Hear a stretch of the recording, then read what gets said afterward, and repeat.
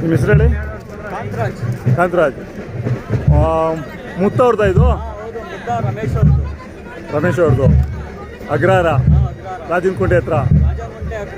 Rajanakunte ಅಗ್ರಹಾರಲ್ಲ. ಎಷ್ಟೆಲ್ಲಾಗಿದ್ದಾವೆ?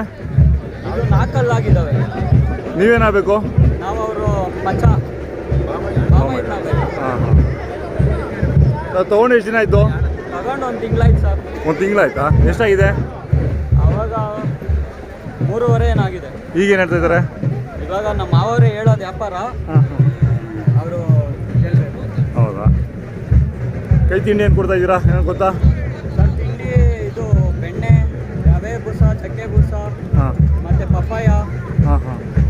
ತೊಗೊಂಡಿದ್ದಲ್ಲಿ sir ಇಲ್ಲಿ ಶ್ರವಣಬೆಳಗೊಳ ಹತ್ರ. ಶ್ರವಣಬೆಳಗೊಳ ಹತ್ರ.